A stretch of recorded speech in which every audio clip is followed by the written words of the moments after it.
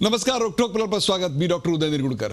प्रेक्षको, गणेशोत्सवाची धामधूम आता संपलेली आहे. सर्वकांचे गणपती विसर्जित झाले आहेत आणि पुन्हा एकदा महाराष्ट्रात राजकीय वारे वाहू लागलेले आहेत. राज्यात मुख्यमंत्री देवेंद्र फडणवीसांचं सरकार सत्तेवर आले त्याला आता जवळपास 2 वर्ष होत आहेत. सरकारमध्ये भाजप विरुद्ध शिवसेना असा सामना तर दररोज रंगतोय, पण आता विरोधी पक्षात देखील काँग्रेस आणि एनसीपी असा कलगीतुरा रंगू लागलाय. राष्ट्रवादीचे ज्येष्ठ नेते असलेले प्रफुल्ल पटेल यांनी काँग्रेसच्या नेतृत्वावर थेट निशाणा साधलाय. काँग्रेसवाले स्वतः बुडाले आणि त्यांनी आम्हालाही बुडवलं असा घरचा आहेर पटेलांनी दिलाय. अर्थात त्यांचा रोख आहे तो माजी मुख्यमंत्री पृथ्वीराज चव्हाण यांच्या कारभारावर. सिंचन घोटाळ्याची चौकशी असो किंवा राज्य सहकारी बँकेवर प्रशासकाची नियुक्ती असो, हे सगळे निर्णय राष्ट्रवादीला कोंडीत पकडण्याचा प्रयत्न होता. तशी संधी तत्कालीन मुख्यमंत्री पृथ्वीराज चव्हाण यांनी साधली, किंवा एकही संधी त्यांनी सोडली नाही. त्यामुळे पटेलांनी ही टीकेचा भडीमार केलाय का? आत्ताच हा भडीमार करायचं नेमकं कारण काय? या टायमिंग बद्दल काय? काँग्रेसकडून या टीकेला जोरदार प्रत्युत्तर का दिलं गेलं नाही? कोपर्डी बलात्कार प्रकरणानंतर राज्यात मराठा समाजाचे लाखांचे मोर्चे निघत आहेत. अॅट्रॉसिटी कायद्यात बदल करावेत आणि मराठा समाजाला आरक्षण द्यावं, या मागण्या या मोर्चातून केल्या जात आहेत. खरं तर पृथ्वीराज चव्हाण सरकारनं मराठा आरक्षणाचा निर्णय घेतलेला होता, पण तो कोर्टात टिकला नाही. त्यावेळी काँग्रेस सरकार नेमकं कुठे कमी पडलं? मराठा समाजाच्या मोर्चांबाबत आणि मागण्यांबाबत काँग्रेसची आत्ताची भूमिका नेमकी काय आहे? फडणवीस सरकारच्या कारभाराबाबत त्यांना काय वाटतंय? भाजप सरकारनं महाराष्ट्र नेमका कुठं नेऊन ठेवलाय? चला, यासारख्या असंख्य प्रश्नांचा वेध घेण्यासाठी आज आपल्या सोबत आहेत महाराष्ट्राचे माजी मुख्यमंत्री आणि काँग्रेसचे ज्येष्ठ नेते पृथ्वीराज चव्हाण. पाहूयात रोकठोक पृथ्वीराज चव्हाण.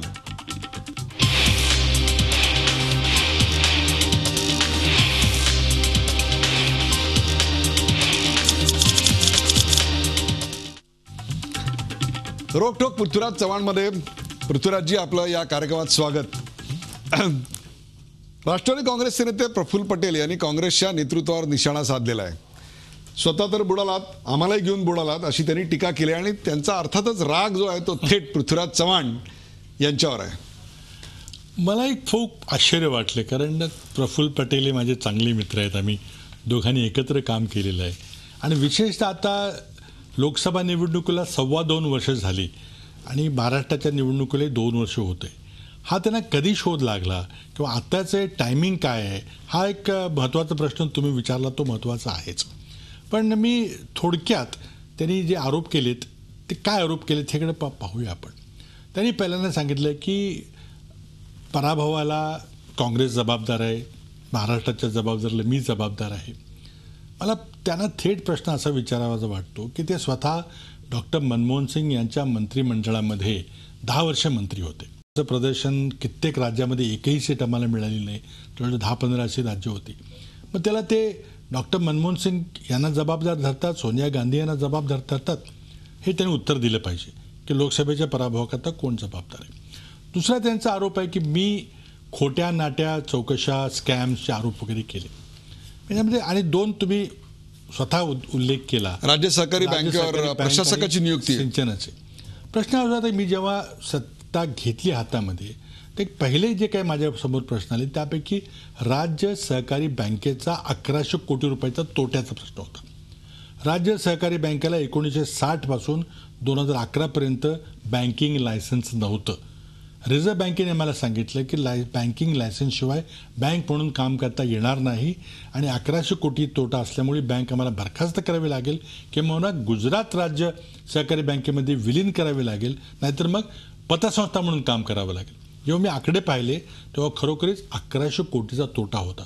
आता हा जनतेचा पैसा आहे, याचं काय करायचं म्हणून आम्ही विचार करत होतो. रिझर्व्ह बँकेशी चर्चा केली आणि शेवटी मग ही बँक सध्याच्या संचालक मंडळाकडून यातून काही सुधारणा होणार नाही असा निष्कर्ष पोचल्यावर आम्ही ती बँक बोर्ड बरखास्त केलं आणि सरकारनं ती बँक टेक ओव्हर केली. 2 सरकारी अधिकारी त्या ठिकाणी मी संचालक प्रशासक म्हणून बसवले आणि 3 वर्षामध्ये त्या संचालकांनी 1100 कोटी तोट्यात असणाऱ्या बँकेचा 700 कोटी नफा केला.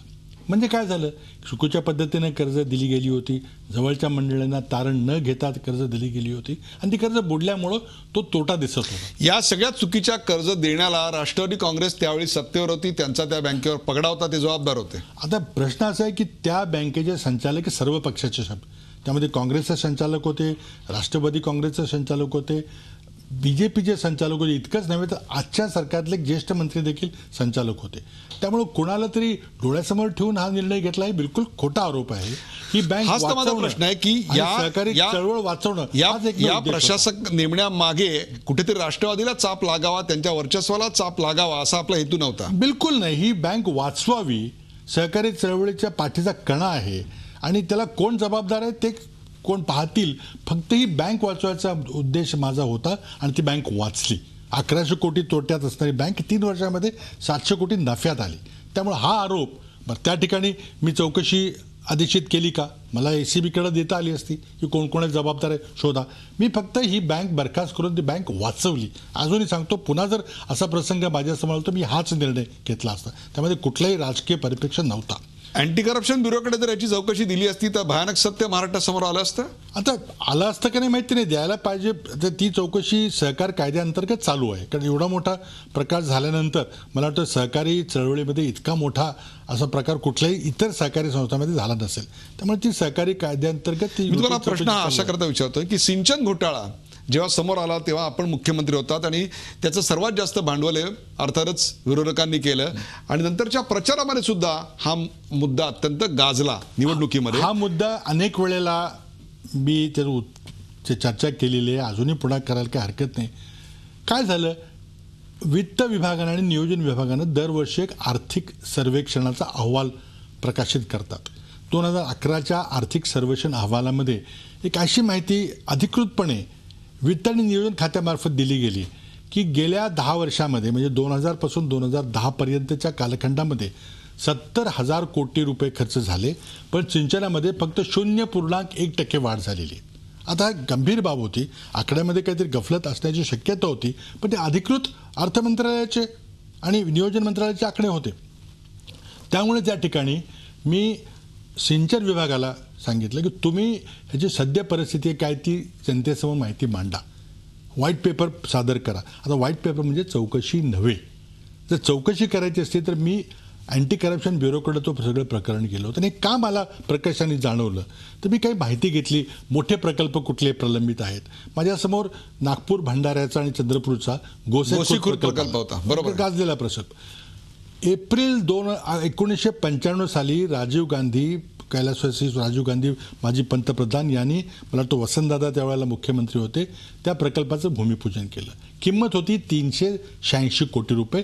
5 वर्षात तो प्रकल्प पूर्ण करायचा होता. या 3 जिल्ह्याकरता अतिशय महत्त्वाचा प्रकल्प, विदर्भाकरता महत्त्वाचा प्रकल्प. मी जेव्हा 2011मध्ये माहिती घेतली तेव्हा 8,000 कोटी खर्च झाले होते आणि कुठंच प्रकल्प पूर्णत्वाकडे जाणार नव्हता. त्यावेळची पूर्ण करण्याची किंमत 16,000 कोटी रुपये होती. 384 कोटीचा प्रकल्प 16,000 कोटीकडे जातो. पण त्यावेळेला वसंतदादा पाटील मुख्यमंत्री होते, काँग्रेसचं सरकार होतं, त्यानंतर शिवसेनेचं सरकार आलं. त्यामुळे मी कुठे एका सिंचन मंत्र्याकडे, पाटबंधारे मंत्र्याकडे किंवा मुख्यमंत्र्याकडे माझं हे नव्हतं. ह्यात काहीतरी चुकलेलं आहे, ते दुरुस्त केलं पाहिजे. म्हणून मी त्या ठिकाणी श्वेतपत्रिका त्याच विभागाला सांगितली. मला जर चौकशी करायची असेल तर मी अँटी करप्शन ब्युरोकडे दिली असती. तुम्हालाच विचारलं मी की तुम्ही काय केलं सांगा, म्हणजे यातून आपल्याला किती मार्ग काढता येईल. आता त्याचा उद्देशच वेगळा पकडला गेला. आणि मला असं सांगायचं आहे, असून मुद्दा मला सांगायचं की सरकार कोणाचं होतं? गेली 15 वर्ष आघाडी सरकार काँग्रेसच्या नेतृत्वाखालचं होतं. निर्णय कॅबिनेट घेतं, काही निर्णय कदाचित महामंडळाच्या पातळीवर घेतले गेले असेल, पण याला ज्या चुका झाल्या त्या कबूल करून पुढून काहीतरी मार्ग काढला पाहिजे, हा माझा उद्देश होता. आणि मला महाराष्ट्रातल्या कुठल्याही नागरिकाला विचारा की 384 कोटीचा प्रकल्प आज त्याची किंमत 18,000 कोटी रुपये झालेली आहे. या सगळ्या काळामध्ये सत्ता जर कोणाची असेल महाराष्ट्रावर प्रामुख्यानं तर काँग्रेसच्या नेतृत्वाखालच्या राष्ट्रवादी काँग्रेस आणि काँग्रेसचीच होती. त्यामुळे 300 कोटीचा प्रकल्प 18,000 कोटीचा झाला, याला जबाबदारी आम्ही काँग्रेसलाच मानायचं. त्यामध्ये असं आहे की काँग्रेस पक्षाची सत्ता बहुसंख्य काळाकरता होती. मध्यंतरीचा 5 वर्षाचा काळ सोडला तर ह्या चुका झालेल्या आहेत. काही अतिउत्साहपणानं आपण खूप प्रकल्प मंजूर केले आणि पैसे दिले नाहीत. प्रकल्प खूप केले का प्रकल्प दिरंगाईनं भ्रष्टाचारामुळे लांबले? आता तो जो प्रश्न आहे त्याकरता व्हाईट पेपर आल्यानंतर, श्वेतपत्रिकेनंतर एक चौकशी समिती जेव्हा मागणी झाली विधिमंडळामध्ये तेव्हा आम्ही चितळ्यांच्या अध्यक्षतेखाली एक समिती नेमली. त्या अहवालाची पाहणी करण्याकरता चितळ्या समितीने एक अहवाल दिला. आता त्यानंतर सर्वात महत्त्वाचा प्रश्न मला प्रफुल्ल पटेलांना विचारायचा आहे. ते मला म्हणतात की तुम्ही खोटे नाटे स्कॅमचे आरोप केले. मला माझ्या सर्व 4 वर्षाच्या कारकिर्दीमध्ये मी कुठेही चौकशी किंवा स्कॅम किंवा घोटाळा हा शब्द वापरला आहे का? मला माहिती आहे की मी एक आघाडी सरकार चालवत होतो. सरकारचे काही मर्यादा असतात, काही लिमिटेशन्स असतात, काही बंधनं असतात, ती मी पाळून होतो. ती बंधन होती म्हणून तुम्हाला योग्य कारवाई करता आली नाही. आता त्यामुळं मग काय झालं की जेव्हा निवडणुकीच्या 15 दिवस आधी हे सगळं प्रकरण, विशेषतः उपमुख्यमंत्री आणि सुनील तटकरे यांच्या विरुद्ध ही चौकशी ACBनं याची खुली चौकशी व्हावी अशी मागणी केल्यानंतर त्यावेळचे तत्कालीन गृहमंत्री यांनी त्या चौकशीला मान्यता दिली. मी दुसऱ्या दिवशी वर्तमानपत्रामध्ये वाचलं. ही वस्तुस्थिती आहे की या दोघांच्या विरुद्ध चौकशीला, ACBच्या चौकशीला गृहमंत्र्यांनी मान्यता दिलेली. म्हणजे या निर्णयाची आपल्याला माहिती नव्हती. मी पेपरमध्ये वाचली. आता मला प्रश्न असा विचारायचा आहे की गृहमंत्र्यांनी हा निर्णय घेतला, प्रफुल्ल पटेलांची सल्लामसलत केली होती का आणखी कोणाची सल्लामसलत केली होती? महाराष्ट्राच्या जनतेला कळलं पाहिजे. एकूणच आपण महाराष्ट्रामध्ये अत्यंत आता नवीन धक्कादायक खुलासा करताय तो म्हणजे सिंचन घोटाळा उघड झाला किंवा तो भ्रष्टाचार महाराष्ट्रासमोर आला, याला कारणीभूत राष्ट्रवादीतला अंतर्गत कलह होता असं मला म्हणायचं नाही. हा घोटाळा पुढं आला किंवा ह्याबद्दल जी माहिती पुढं आली ते वाटेगावकर या ग्रहस्थांनी अँटी करप्शन ब्युरोकडे चौकशी केली. अँटी करप्शन ब्युरो, त्यावेळेला मला वाटतं प्रवीण दीक्षित अँटी करप्शन ब्युरोचे DG होते, त्यांनी चौकशी सकृदर्शनी पहिल्यांदा त्यांनी याची माहिती घेतली आणि माहिती घेतल्यानंतर त्यांनी या प्रकरणाची खुली चौकशी झाली पाहिजे आणि त्याची परवानगी द्यावी अशी ती नस्ती गृहमंत्र्यांच्याकडे सादर केली. गृहमंत्र्यांनी त्याच्यावर विचार केला. आता निवडणुकीला फक्त म्हणजे सरकार बरखास्त झालं होतं. सरकार बरखास्त व्हायला मला वाटतं 10 दिवसापूर्वी, मला तारीख आत्ता आठवते, मी पाहिलं रेकॉर्डमध्ये, 20 सप्टेंबर 2014 रोजी आणि 21 सप्टेंबरच्या पेपरमध्ये मी वाचलं की अशा प्रकारे गृहमंत्र्यांनी खुल्या चौकशीला परवानगी दिलेली आहे. तर कोणी चौकशी दिली, का केली?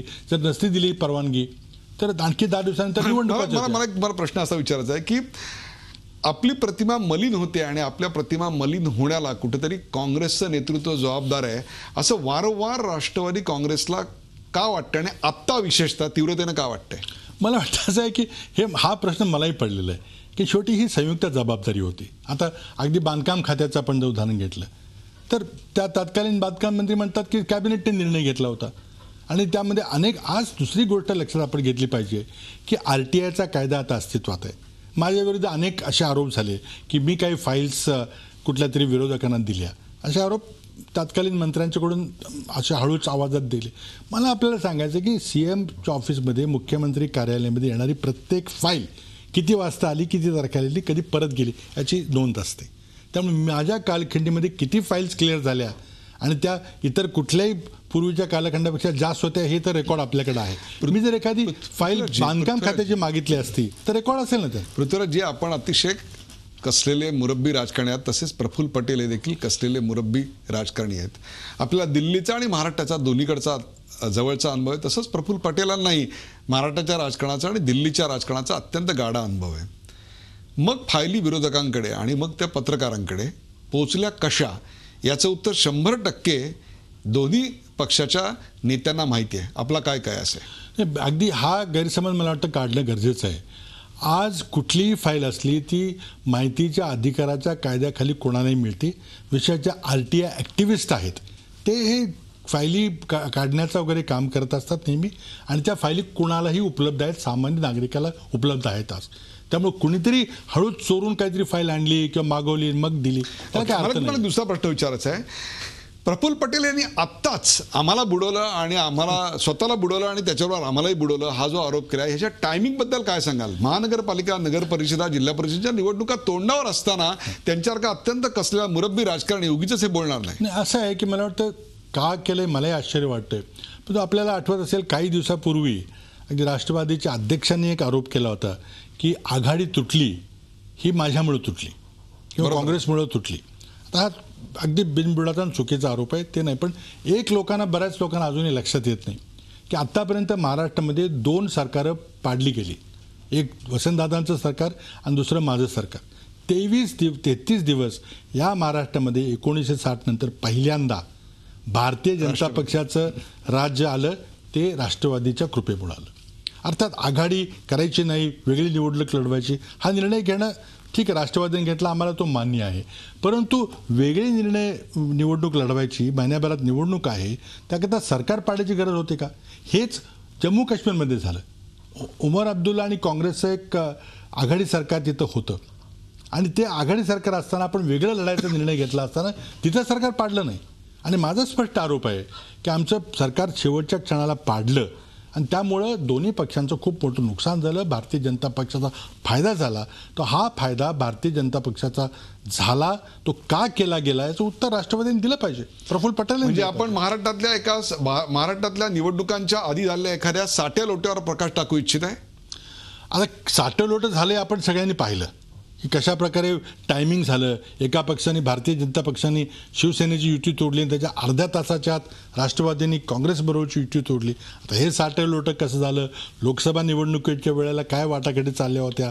लोकसभेचे निकाल अनपेक्षित आले, कुठल्याही पक्षाची मदत लागली नाही, मोदींना आपल्या बळावर सत्ता मिळाली वगैरे वगैरे बरेचसे कारणं आहेत. आणि आजसुद्धा आज सत्तेची समीकरण आहेत. आणि म्हणून मला प्रफुल्ल पटेल यांना आणि त्यांच्या नेत्यांना प्रश्न विचारायचा आहे की जेव्हा विधानसभेचे निकाल जाहीर झाले, ते निकाल जाहीर होण्यापूर्वी अगदी निसंदिग्धपणे आम्ही महाराष्ट्रामध्ये राजकीय स्थिरता निर्माण करण्याकरता भारतीय जनता पक्षाला पाठिंबा देऊ, हे विधान कुणी केलं, कसं केलं, काय केलं? आणि ते अजूनही विधान तसंच चालू आहे.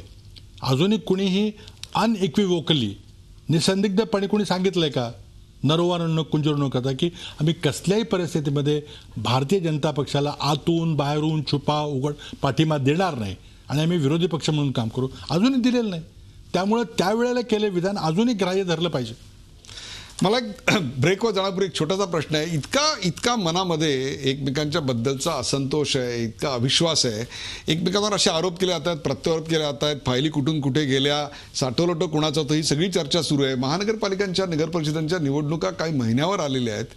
राष्ट्रवादी आणि काँग्रेस यांची आघाडी होईल असं वाटतं आपल्याला? मला वाटतं आघाडी व्हायला काही हरकत नाही, किंवा आम्ही शेवटी जातीवादी पक्षांची लढण्याची आमची दोघांची भूमिका आहे. पण मला वाटतं की त्यापूर्वी महाराष्ट्राची भूमिका विधानसभेची वेळ होती, पण तरी हे झाली नाही म्हणून हा प्रश्न आहे. पण आता ठीक आहे, आता आमची आज आघाडी नाही आहे, पण तो आमची भूमिका स्पष्ट अशी आहे की पहिल्यांदा राष्ट्रवादी काँग्रेसनी एक निर्धार आपला प्रकट केला पाहिजे की ते खरोखरी भारतीय जनता पक्षाच्या विरुद्ध लढू इच्छितात का, किंवा जर गरज पडली तर राज्यात स्थिरता आणण्याकरता, स्थैर्य ठेवण्याकरता, लोकांच्या वारंवार निवडणुका न लढण्याच्या कारणामुळं टेकवत येतील. एक थेट प्रश्न आहे. भ्रष्टाचाराची प्रकरणं अजूनही टांगती तलवारीसारखी असल्यामुळे इथले राजकीय पक्ष भारतीय जनता पक्षाला दुखावू इच्छित नाहीत असं वाटतं आपल्याला?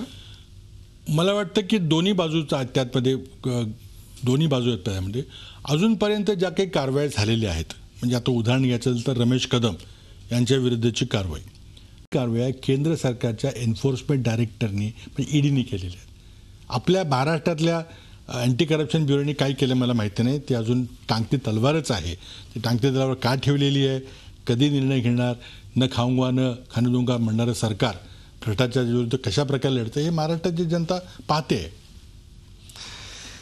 आपल्यावरचे झालेले आरोप आणि त्याला उत्तर देणारे पृथ्वीराज चव्हाण आपण पाहिलेत. परंतु महाराष्ट्राला आत्ता प्रचंड मोठी पार्श्वभूमी आहे, ती गावागावात निघणाऱ्या मराठा मोर्चांची. एका ब्रेक नंतर त्याविषयी बोलूया. पृथ्वीराज चव्हाणांची कुठेही जाऊ नका, पाहत राहा झी24 तास. आपण पाहताय रोकठोक पृथ्वीराज चव्हाण.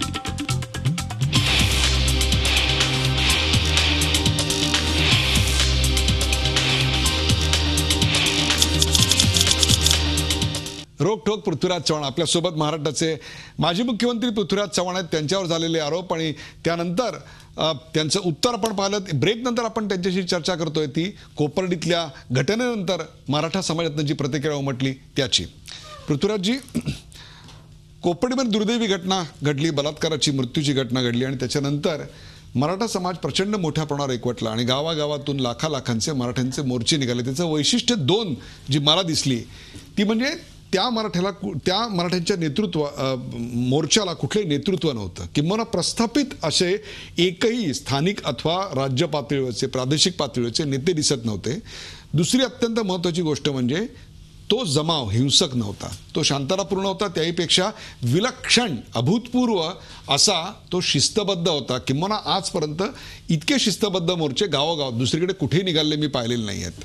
काय कारण असावीत की प्रचंड मोठ्या प्रमाणावर मराठे एकत्र झाले?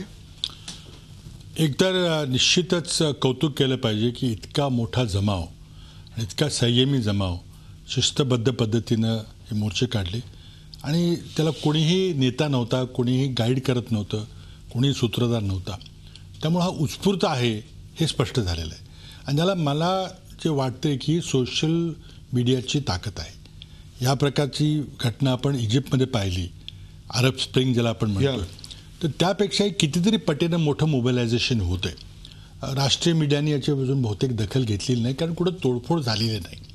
परंतु प्रचंड मोठं मोबिलायझेशन आहे, प्रचंड मोठं संघटन आहे. आणि याची कल्पना मी मुख्यमंत्री असताना आली होती की मराठा समाजामध्ये प्रचंड तीव्र असंतोष आहे, तीव्र फ्रस्ट्रेशन आहे. मुलांना शिक्षण मिळालेलं आहे पण नोकऱ्या मिळत नाहीत, रोजगाराची संधी मिळत नाही आहे. आणि एक अन्यायाची भावना त्यांच्यासमोर आली की इतरांना हाच एक पृथ्वीराजी इथे थोडं थांबून तुम्हाला प्रश्न अशा करता विचारतो की अन्यायाची भावना, असंतोषाची भावना ही नेमकी कशामुळे आहे? आमच्या मुलांना किंवा आमच्यासारख्या गरीब मराठा समाजाला संधी मिळत नाही याची, का मूठभर मराठा समाज हा वर्षानुवर्ष राजकारणामध्ये गवरून बसलाय, साखर गिरण्या असतील, सूत गिरण्या असतील, याच्या माध्यमातून श्रीमंत बनलेला आहे, त्या समाजाविरुद्धचा राग होता हा? नाही, मला वाटतं की हे जे फ्रस्ट्रेशन होतं, जे नैराश्य समाजामध्ये आलेलं आहे, ते नोकऱ्या नाहीत, रोजगाराची संधी उपलब्ध होत नाही.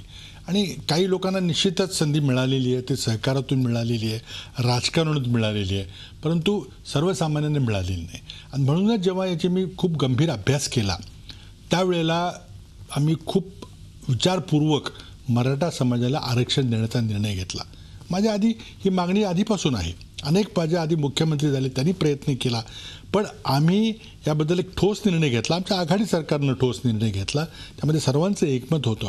आणि याला कोर्टात आव्हान मिळेल आणि तो कोर्टात रद्द होऊ नये याकरता मंत्रिमंडळातले माझे सर्वात ज्येष्ठ सहकारी राणे यांच्या अध्यक्षतेखाली मंत्रिमंडळाचं एक समिती निर्माण केली. आणि त्या समितीनं संबंध राज्यभर जाऊन ठिकठिकाणी पब्लिक हिअरिंग्स घेतल्या, जनसुनवाई केली आणि तिथून मग खरी परिस्थिती बाहेर काढली. काही मुठभर लोकांच्याकडं सत्ता दिसते, मंत्री आहेत, सहकारी चळवळीमधले मोठे नेते आहेत, आर्थिक परिस्थिती एका पिढीच्या आतच खूप मोठी सुधारलेली आहे. पण सर्वसामान्यांची व्यथा प्रचंड बिकट व्यथा आहे. विशेषतः शेतमजूर असतील किंवा अल्पभूधारक असतील, कोरडवाहू शेतकरी असतील, खूपच व्यथा आहे. त्यांच्याकरता कुठेतरी मदतीचा हात दिला पाहिजे. म्हणून आम्ही विचारपूर्वक मराठा समाजाला, त्यातल्या मराठा समाजातल्या एका विशिष्ट आर्थिक निकष लावून त्या समाजाला आरक्षण देण्याचा निर्णय मी घेतला. पृथ्वीराजी, एवढी जनसुनवाई घेतली, नारायण राणे यांच्यासारखा अत्यंत मोठा नेता याच्या मागे सगळ्या होतात, मग तरी देखील सुप्रीम कोर्टामध्ये हे सगळं टिकलं का नाही? असं आहे की हा अभ्यास केल्यानंतर आम्ही अभ्यास करायचं कारण काय होतं, आम्हाला तडकाफडकी निर्णय घेता आला असता. पण सुप्रीम कोर्टाच्या ज्या अटी होत्या 50% जास्त आरक्षण देण्याकरता किंवा विशिष्ट आरक्षण देण्याकरता घटनेच्या तरतुदीच्या अनुसरून राहून ज्या अटी पूर्ण करायच्या होत्या, जी सांख्यिक मोजणी करायला पाहिजे होती, ती मोजणी केल्याशिवाय आपल्याला यश येणार नाही हे आम्हाला माहिती होतं. म्हणून आम्ही तो वर्षभराचा कार्यक्रम राबवला. त्यानंतर आम्ही नंतर ते आरक्षण दिलं, मराठा समाजाला दिलं, त्याचबरोबर मुस्लिम समाजाला देखील दिलं. मुस्लिम समाजातल्या एका आर्थिक निकष लावून ज्यांची आर्थिक परिस्थिती वाईट होती अशाच समाजाकरता आरक्षण दिलं. आता काय झालं, निवडणूक आली, कोर्टात केस गेली. माझा आरोप असा आहे की आता कोणी जरी काही मुख्यमंत्री म्हटले तरी शेवटी आमचा हा अध्यादेश होता. अध्यादेश झाल्यानंतर लोकांना फायदा मिळायला लागला. अध्यादेश हा कायद्यात असतो, कायद्याचं रूपांतर 6 महिन्याच्या आत कायद्यामध्ये विधिमंडळामध्ये पारित व्हावा लागतो. आता हे सगळं करताना नव्या सरकारकडे वेळ होता. नव्या सरकारने जर आमच्या कायद्यामध्ये किंवा आमच्या अध्यादेशामध्ये काही त्रुटी असतील त्या त्रुटी दुरुस्त करून पुन्हा नवीन बिल मांडताना करायला काय बिघडलं? मला कळतं तुमचा रोख कशावर आहे ते, परंतु मराठा समाजाला आरक्षण द्यायचं तर इतर समाजाच्या आरक्षणाला धक्का लावावा लागणार. आणि इतर समाजाच्या आरक्षणाला जर धक्का लावायचा असेल तर तो धनगर समाज असेल, इतर समाज असेल, त्यांचा रोष आपल्यावर ओढवून घ्यायचा. या कात्रीत इकडे आर तिकडे वीर अशी परिस्थिती आज ती भाजप सरकारवर आहे. आज जर तुम्ही सत्तेवर असताना तुमच्यावर आली असती. बिलकुल नाही. हेच मला सांगायचं आहे की कुठल्याही समाजाच्या आरक्षणाला हात न लावता आम्ही ती तरतूद केली होती. अतिरिक्त तरतूद होती. अर्थात ती अतिरिक्त तरतूद सुप्रीम कोर्टामध्ये टिकणार आहे का, हा खरा सवाल. त्याकरता आम्ही वर्षभर अभ्यास करून ज्या तरतुदीमुळे इतर राज्यामध्ये आहे, सर्व अभ्यास करून मराठा समाजाच्या वास्तवाची आम्ही परिस्थिती मांडली आणि त्यानंतर आम्हाला खात्री होती की हे आम्ही लिगल सल्ला घेतला, सगळ्या विद्यातज्ञांचा सल्ला घेऊन आम्ही हे विधेयक मांडलं. त्यामध्ये आणखी काही मजबूती करायची असेल तर आत्ताच्या देवेंद्र फडणवीस सरकारकडे 2 वर्ष होती. 2 वर्ष सरकारने काय केलं, नुसती तोंडाला पानं पुसली. आता मागच्या सरकारला दोष देऊन काही उपयोग नाही, आम्ही प्रक्रिया सुरू केली होती, पण तुम्ही ती पूर्ण का नाही केली? आजच्या मराठा समाजाच्या या एकत्र येण्याला, त्यांच्या असंतोषाला, त्यांच्या मोर्चे काढण्याला आपण सर्वस्वी देवेंद्र फडणवीस सरकारला जबाबदार धरताय का एकूणच इतकी अनेक वर्ष इतक्या मोठ्या समाजाला कुठेतरी दुर्लक्षित केलं गेलं हे मान्य करताय? काय झालं, एक रागाचं एक प्रमुख असं इतर कारण आहे की अनेक इतर समाजांची मतं घेण्याकरता, मताचं राजकारणाकरता, वोट बँक पॉलिटिक्स करता इतरांचं तुष्टीकरण केलं जातं अशी मराठा समाजामध्ये तीव्र भावना आहे. वर्षानुवर्षांची आहे. अनेकशी बोललेलो आहे मी अलीकडं, ती भावना आहे. कोपर्डीचं जे प्रकरण झालं तर ते प्रकरण त्यामध्ये जी दखल घ्यायला पाहिजे ती कोणी घेतली गेली नाही. एकदम त्यामध्ये मग बरीच त्यामध्ये गोष्टी आपल्यासमोर आलेल्या आहेत सगळ्या. म्हणून याकरता मला वाटतं सरकार अजूनपर्यंत सरकारने काहीच घोषणा केलेली नाही. आज बहुतेक मुख्यमंत्री काहीतरी वक्तव्य करणार आहेत, पण हे वेळीच त्यामध्ये ज्या समाजाच्या मागण्या आहेत, कुठल्या नेत्याला याची वाट बघू नका, हा नेत्यांचा मोर्चा नाही आहे, हा सामान्य जनतेचा मोर्चा आहे. आपण मगाशी सोशल मीडिया म्हणला, त्याच्यातनं एकत्र आलाय. सवाल असा आहे की या मोर्चाला नेतृत्व नाही, या मोर्चाला एक प्रकारचा प्रस्थापित राजकारणाचा कुठलाही चेहरा दिसत नाही. प्रस्थापित 200-250 राजकारणी घरातली मुलं सुद्धा याचं नेतृत्व पडद्या मागून देखील आम्हाला करताना दिसत नाहीत. या मोर्चाचा राग कुणावर आहे, सरकारवर का मराठा समाजाच्या प्रस्थापित नेतृत्वावर? मला वाटतं की आत्तापर्यंत जे राजकीय नेतृत्व झालं, सर्व नेतृत्व झालं, त्यांच्या विरुद्ध राग आहे, आत्ताच्या सरकारविरुद्धही आहे. परंतु त्यामुळं आता जे प्रस्थापित किंवा परंपरागत जे नेतृत्व, राजकीय नेतृत्व आहे, त्यांच्याकडून ना काही प्रश्न सुटणार नाही. म्हणून आज थेट जनता जनार्दनालाच साकडं घातलेलं आहे समाजानं आणि आता तो समाज फार मोठ्या संख्येने पुढे आलेला आहे. आणि म्हणून मला वाटतं सरकारला याची दखल घेतलीच पाहिजे. 2-3 मागण्या आहेत. त्यातली पहिली मागणी, कोपर्डीला जी घटना घडली त्याची ताबडतोब फास्ट ट्रॅक कोर्ट लावून चांगले वकील दिले आहेत. उज्ज्वल निकम यांना वकील नेमलेला आहे. त्यांना संपूर्णपणे मुक्त हात देऊन, आता काही मागण्या होतात की अमुक अमुक शिक्षा द्या वगैरे, मला वाटतं ते योग्य नाही आहे. इथं न्याय मिळाला पाहिजे. बरोबर आहे. आणि न्याय मिळाल्याचं दिसलं पाहिजे. Justice must be done. त्यापेक्षा त्याचा एक आत्मविश्वास कोणी सांगू शकत नाही, गॅरंटी देऊ शकत नाही, पण यावर तुरंत कारवाई झाली पाहिजे. ती अजून विश्वास समाजाला मिळालेला नाही. त्याचबरोबर दुसरी घटना होती जी मुंबईमध्ये घटना घडली. एका ट्रॅफिक पोलिसच्या एका कॉन्स्टेबलला, तो आपली ड्युटी करत होता, तरी ड्युटी बजावताना कोणाला तरी काहीतरी हटकलं, त्याला लायसन्स विचारलं, तर त्याचा परिणाम सरळ येऊन त्याला लाठ्या ह्यांनी बडवून, लोखंडी सळांनी बडवून त्याचा खून केला गेला. आता ही घटना तितकीच गंभीर आहे. आज पोलीस खात्याचा जर आज दहशत किंवा जर काही हे राहिलं नाही, दबाव राहिला नाही समाजावर, तर मग कायदा सुव्यवस्था याचं कारण एकाच व्यक्तीकडे मुख्यमंत्रीपद आणि गृहमंत्रीपद आहे, त्याच्यामुळे घडते असं वाटतं आपल्याकडे. तशा प्रकारचे आरोप आता अलीकडे वारंवार व्हायला लागले. तरी मला वाटतं की मुख्यमंत्री हे नवीन मुख्यमंत्री आहेत, त्यांचा पूर्ण राजकारणामध्ये दम बसतोपर्यंत त्यांना माझा सल्ला असेल, त्यांनी काय मला विचारलेलं नाही, पण त्यांनी मुख्यमंत्रीपद स्वतःकडे ठेवलं पाहिजे. वेळ कसा जास्त देता येईल त्याची अनेक गृहमंत्रीपद हे त्यांच्याकडेच असलं पाहिजे असं माझा सल्ला त्यांना असेल. परंतु या मराठा मोर्चानंतर महाराष्ट्रातलं राजकारण पूर्णपणे ढवळून निघालं. प्रस्थापित मराठा नेतृत्वाला कुठेतरी आपली पकड या समाजावरची निष्ठच चालली, याची एक पुसट शिका होईना आता जाणीव व्हायला लागले. त्याच्याबरोबरच या मोर्चामुळे भयभीत वाटून दलित समाजाचे प्रतिमोर्चे काढण्याची आव्हानाची भाषा आपल्याकडे येऊ लागली आहे. आपण त्याच्याबद्दल काय सांगाल? मराठा मोर्चांचं एक प्रकारे आता ध्रुवीकरण होत चाललंय. मला असं वाटतं की हा मोर्चा कोणाच्या तरी विरोधात आहे असं कोणीच त्याचं विश्लेषण करू नये आणि कोणाला भयभीत व्हायचं काही कारण नाही आहे. आज एक गुन्हा घडलेला आहे, त्या गुन्हेगारांना शिक्षा झाली पाहिजे, यामध्ये काहीच गैर नाही आहे. किंवा आरक्षण आमच्या सरकारने दिलं होतं, ते आरक्षण टिकलं नाही, तर ते का टिकलं नाही, त्याला कोण जबाबदार आहे, ही कारणं सांगण्यापेक्षा काहीतरी ठोस कृती करून, आज सरकारकडे ॲडव्होकेट जनरल नाही आहे, आज सरकार कोर्टामध्ये केसेस जिंकू शकत नाही, कारण चांगलं जबाबदार असा ॲडव्होकेट जनरल पाहिजे, तो आज 2 वर्ष झाली सरकारकडे नाही आहे. त्यामुळे आज समाजाची अपेक्षा एवढी आहे की जे मागच्या सरकारने आरक्षण दिलं होतं ते कायम राहिलं पाहिजे, टिकवलं पाहिजे, कोर्टातून तुम्ही जिंकून आला पाहिजे आणि ज्या काही त्रुटी असतील त्या तुम्ही दुरुस्त करा, तुमचे कोणी हात धरलेले नाहीत. मला वाटतं ह्या मागण्या सरकारनं ताबडतोब एक पहिली फास्ट हा ट्रॅक प्रश्न कोर्टची अशा करता विचारला की केंद्रीय सामाजिक न्याय राज्यमंत्री रामदास आठवले यांनी थेटपणे असं सांगितलं की जय भीम के नारे पे अगर खून बहता है तो बहने दो. हे बेजबाबदार वक्तव्य आहेत. मला वाटतं आज समजा ॲट्रॉसिटी कायद्याचं आपण जर उदाहरण घेतलं तर हा केंद्र सरकारचा कायदा आहे आणि तो कायद्याचं संचालन करण्याची संपूर्ण जबाबदारी केंद्रीय समाज कल्याण मंत्री म्हणजे रामदास आठवले यांची आहे.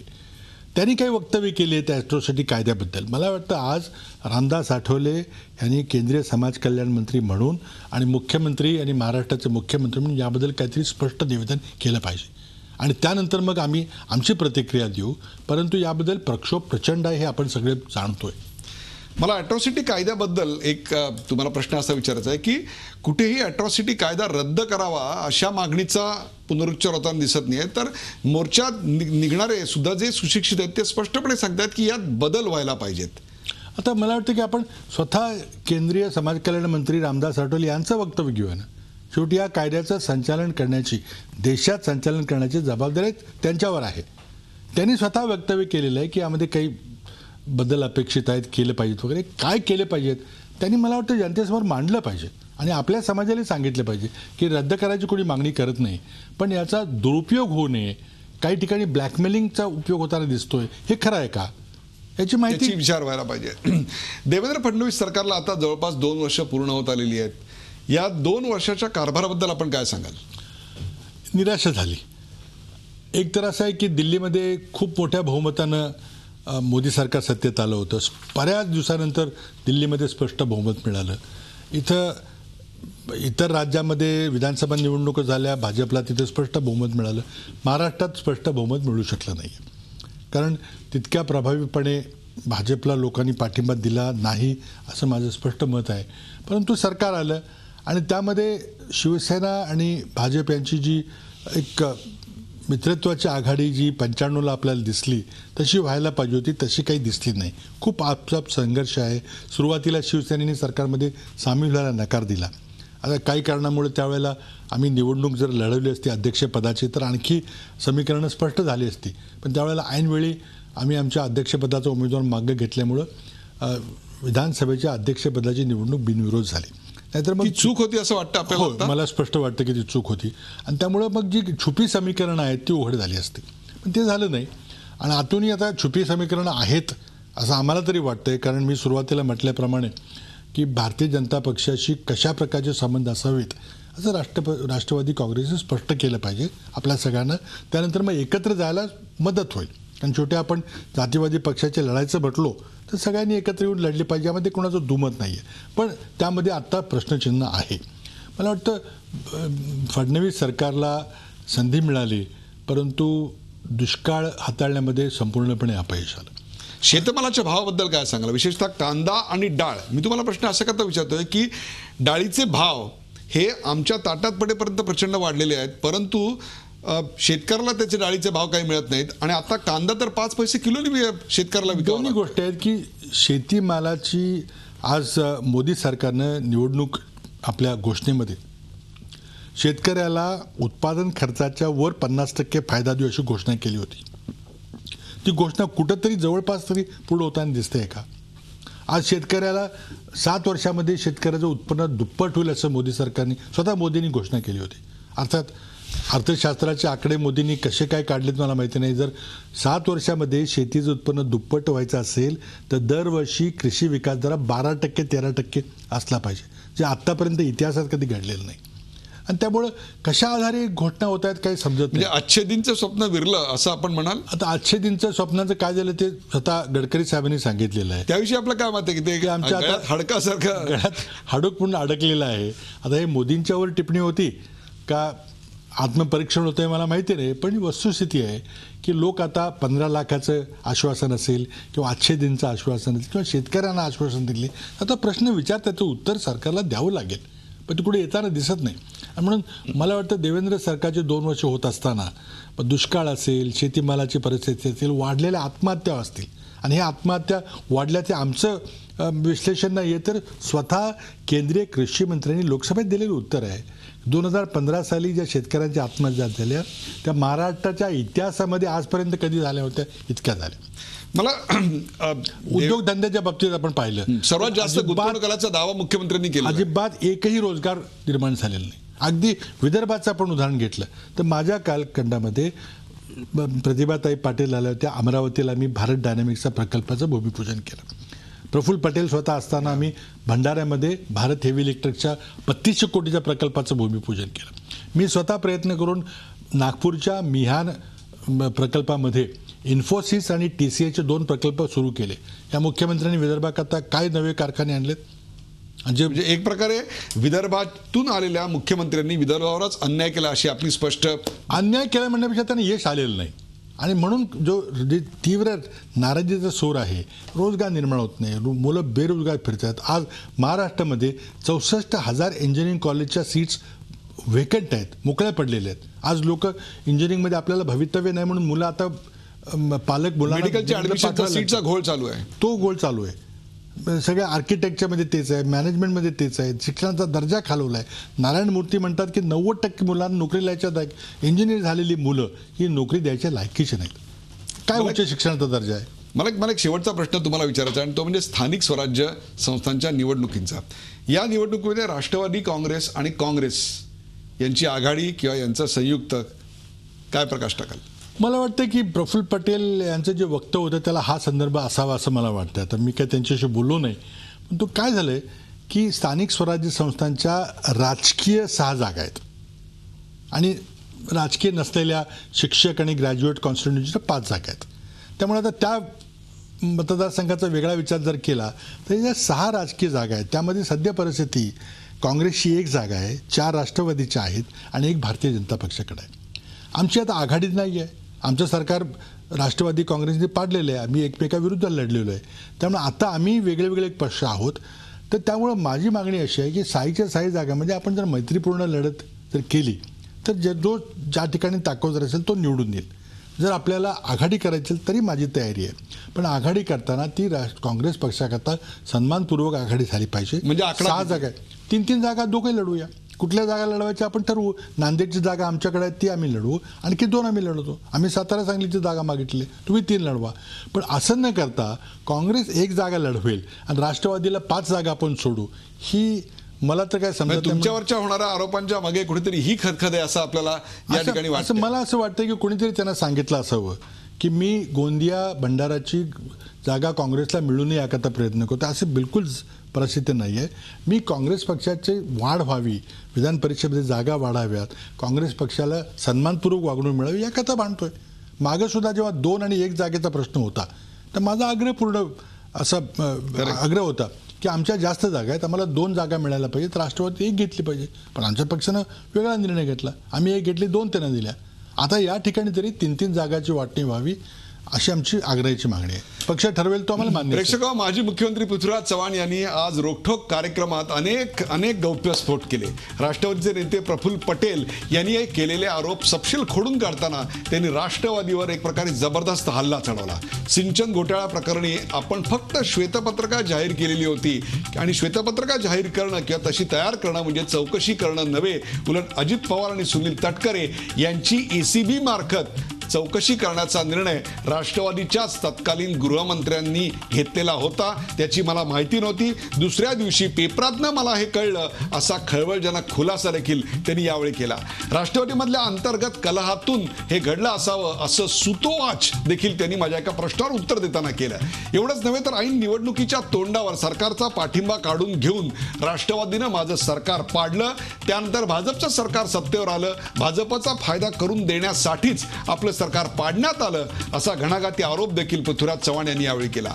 NCP आणि भाजप यांच्यात साटल झालं होतं का. निकाल जाहीर होताच राष्ट्रवादीनं भाजप सरकारला बिनशर्त पाठिंबा का बरं जाहीर केला असे सवाल त्यांनी उपस्थित केले आणि NCP नेत्यांची कोंडी करायचा एक प्रकारे प्रयत्न केला. किंवा त्यांनी केलेल्या आरोपांना प्रत्युत्तर त्यांनी दिलं. राष्ट्रवादीचे नेते छगन भुजबळ आणि रमेश कदम यांच्यावर केंद्र सरकारच्या अंमलबजावणी खात्यानं म्हणजे एन्फोर्समेंट डायरेक्टरेटनं कारवाई केली आहे, पण अजून महाराष्ट्राच्या ACBनं कारवाई का केली नाही किंवा कारवाईची टांगती तलवार ही अशी लटकवत का ठेवली असा सवाल देखील त्यांनी केला. महाराष्ट्रात सध्या निघणाऱ्या मराठा मोर्चाच्या संदर्भात त्यांचे विश्लेषण त्यांनी यावेळी केलं. हे निघणारे मोर्चे हे सोशल मीडियाचा परिपाक आहे. त्याहीपेक्षा सुद्धा एका मोठ्या समाजाकडे वर्षानुवर्ष दुर्लक्ष झाल्याचं देखील त्यांनी एक प्रकारे अप्रत्यक्ष मान्य केलं. परंतु ही परिस्थिती हाताळण्यामध्ये या सरकारच्या अपयशावर पण बोट ठेवलं. आम्ही अत्यंत विचारपूर्वक त्या आरक्षण दिलेलं होतं, परंतु त्या आरक्षणाचं समर्थन करण्यात हे सरकार कुठेतरी कोर्टामध्ये कमी पडतंय याची खंत देखील त्यांनी व्यक्त केली. तर त्याहीपेक्षा अत्यंत महत्त्वाचं म्हणजे स्थानिक स्वराज्य संस्थांच्या निवडणुकांचा यावेळी आघाडीचा फॉर्म्युला काय असावा याची स्पष्टोक्ती पहिल्यांदाच पृथ्वीराज चव्हाण यांनी झी 24 तासवर केली. पृथ्वीराजजी, इतका प्रदीर्घ वेळ झी 24 तासच्या प्रेक्षकांसाठी आपण वेळ दिलात त्याबद्दल सर्व प्रेक्षकांच्या तर्फे आभार. ताज्या बातम्यांसाठी पाहत राहा झी 24 तास. राहा एक पाऊल पुढे.